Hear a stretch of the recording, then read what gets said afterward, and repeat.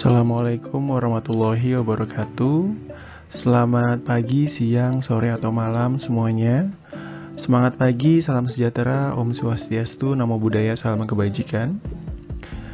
Hari ini kita akan belajar tentang Standar Operating Procedure atau SOP ya, dari administrasi transaksi. Langsung saja, Bapak mau tanya, kalian pernah mendengar tentang pameran properti? Jadi kayak pameran tersebut tuh biasanya ditunggu-tunggu bagi masyarakat yang ingin memiliki rumah hunian. Ya. Nah, biasanya calon pembeli akan memilih cash atau kredit yang disebut dengan KPR dalam membeli rumah. Baik cash maupun kredit tentunya ada apa? Aturannya, ada SOP-nya atau standar operating system-nya. Jadi semua formulir yang harus diisi, ada kartu identitas juga yang harus dikumpulkan, ada slip gaji juga dari calon pembeli dan sebagainya, itu masuk ke dalam SOP. Nah, inilah situasi tersebut inilah yang dinamakan sebuah transaksi. Mengapa penting sekali SOP dalam transaksi? Mari kita pelajari materi ini dengan baik. Pengertian administrasi transaksi. Kita bisa lihat ya, administrasi secara luas itu dapat diartikan sebagai kegiatan tertentu yang mana melibatkan kerjasama antara individu dan individu lainnya.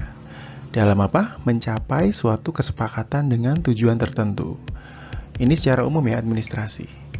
Nah, kalau transaksi sendiri apa? Transaksi adalah kejadian ekonomi keuangan yang melibatkan setidaknya dua pihak yang saling melakukan pertukaran, melibatkan diri dalam perserikatan usaha dan ketetapan hukum yang berlaku. Kemudian, administrasi transaksi jadinya adalah kegiatan untuk mencatat perubahan-perubahan posisi keuangan sebuah perusahaan yang dilakukan secara kronologis menggunakan metode tertentu sehingga hasil pencatatan dapat dikomunikasikan kepada pihak lain. Jadi ketika kalian jualan, itu harus dicatat. Yang beli siapa, kemudian kalian juga beli modalnya dari mana, beli bahan-bahan kalian untuk dijual itu dari mana, itu dicatat semua. Itu namanya administrasi transaksi. Pencatatan kegiatan perusahaan dimulai dari mencatat setiap kejadian keuangan dengan bukti transaksi yang sesuai dengan standar operating procedure atau SOP. Nah, kemudian manfaat dan fungsi dan manfaat administrasi itu apa, Pak? Fungsinya adalah sebagai perencanaan ya. Yang pertama, perencanaan. Jadi kita harus mampu merencanakan sesuatu. Kalau kalian mau belanja, pasti kan harus ada rencananya. Mau beli apa aja nih hari ini? Buat modal, buat operasional, buat sebagainya untuk usaha kalian. Pengorganisasian, ini juga penting buat mengorganisasi keuangan kalian supaya bisa lebih clear ya, supaya lebih jelas kemana-kemana saja uang-uang atau kemana saja biaya-biaya yang dikeluarkan.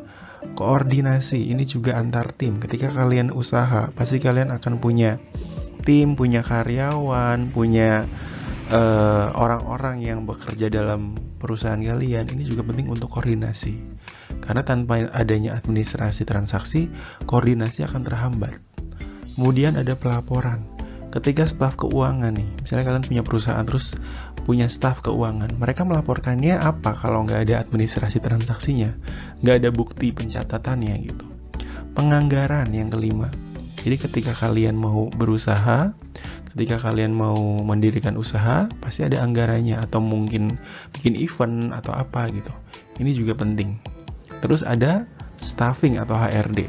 Ketika kalian punya banyak anak buah nanti, ketika kalian menjadi wirausaha, nanti kalian bisa pencatatan administrasi transaksi ini fungsi administrasi secara umum ini bisa memudahkan kalian untuk mencatat staf-staf kalian dari mulai absensi, kehadiran, dan sebagainya. Kemudian pengarahan juga. Ini masuknya ke training ya. Training, pengarahan, atau petunjuk, atau pencerdasan atau pemberitahuan info gitu. Misalnya di buku petunjuk operasional, kemudian ada di tata tertib karyawan gitu. Ini juga masuk.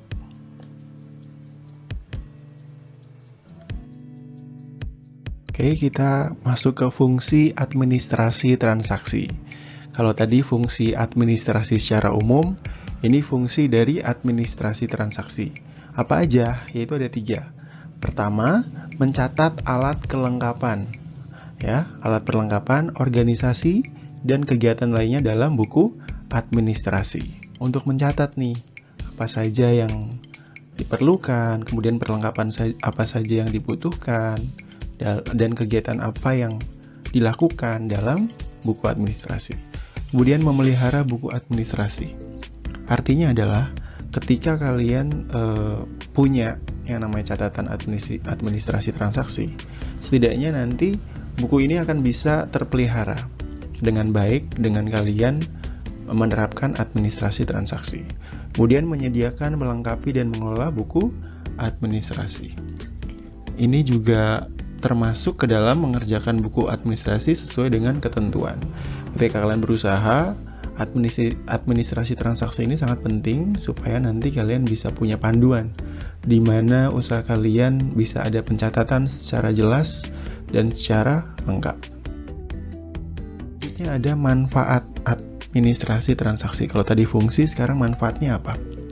Yang pertama, mempermudah perusahaan berkomunikasi dengan pihak-pihak terkait, baik internal maupun eksternal. Nih, bisa dilihat ya. Kalau nggak ada administrasi transaksi, mereka nggak bisa komunikasi. Misalnya WhatsApp nih, minta file dong, ini penjualan kemarin berapa gitu. Nah, terus bagian penjualan mengirimkan pencatatannya. Nah, kayak gitu. Itu mempermudah perusahaan berkomunikasi dengan pihak-pihak terkait, baik internal maupun eksternal. Kalau tadi contoh internal, kalau eksternalnya apa?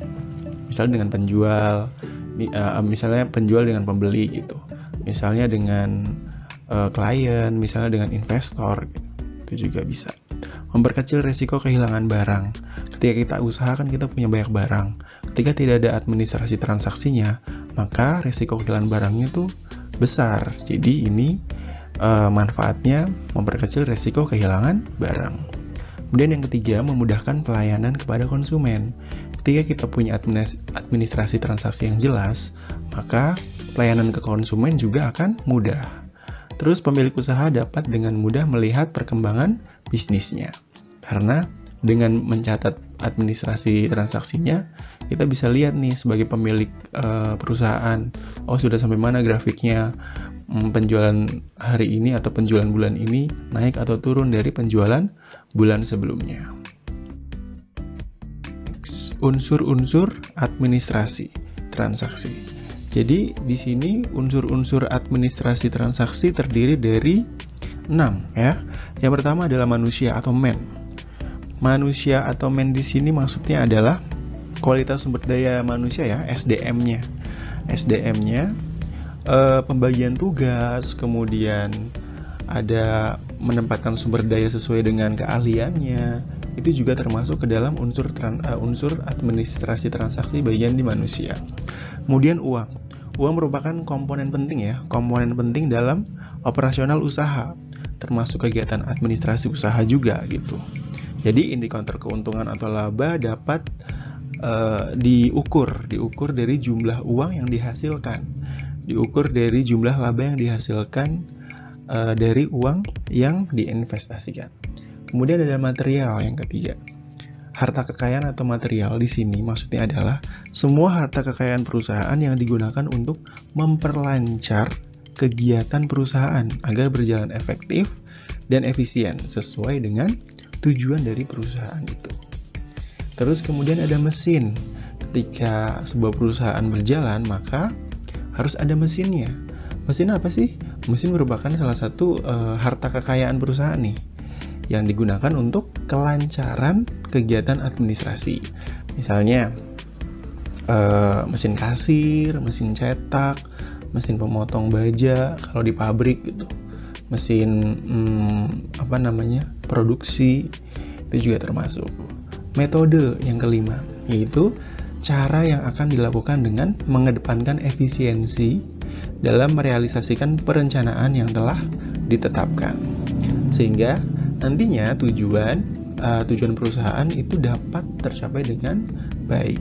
Metode yang telah ditentukan oleh perusahaan untuk kegiatan administrasi disebut apa tadi? SOP. Nah, ini metode masuk ke sini. Terus kemudian pasar. Pasar atau market di sini maksudnya adalah pasar yang dituju nih, yang diharapkan dari kegiatan administrasi, misalnya sebagai tempat dilakukannya transaksi.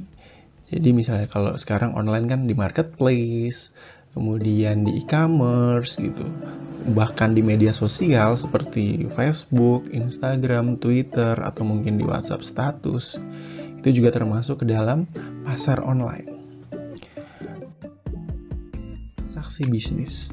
Transaksi bisnis itu apa sih? Kita lihat ya. Transaksi berdasarkan aktivitasnya. Oke ya.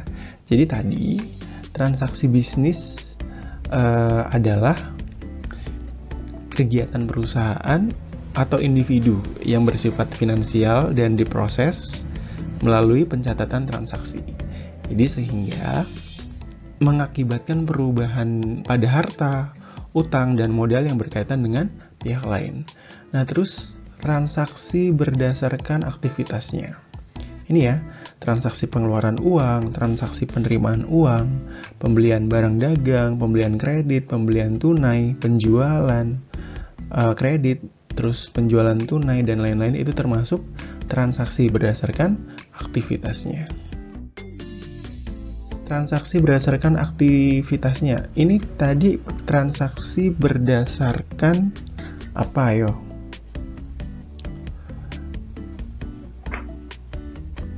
Transaksi berdasarkan sumbernya. Jadi ini mohon maaf, maksudnya adalah transaksi berdasarkan sumbernya. Ada transaksi usaha, ada transaksi modal. Jadi transaksi usaha di sini adalah maksudnya transaksi yang terjadi dalam rangka merealisasikan tujuan perusahaan untuk mendapatkan keuntungan. Kalau transaksi modal, yaitu transaksi yang mengakibatkan berkurang atau bertambahnya modal perusahaan. Jadi pada perusahaan perseorangan, pemilik dapat menambahkan modal dengan menyerahkan aset pribadi. Kalau misalnya perseorangan bisa juga pinjam ke bank atau mungkin melalui investor, kerjasama, dan sebagainya. Ada pertanyaan mungkin ya, kalian bisa chat di kolom komentar, sertakan nama, kelas, dan nomor absen. Akan ada nilai plus untuk kalian yang bertanya. Mungkin itu saja.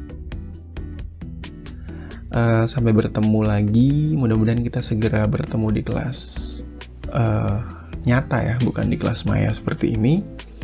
Tetap semangat, jaga kesehatan.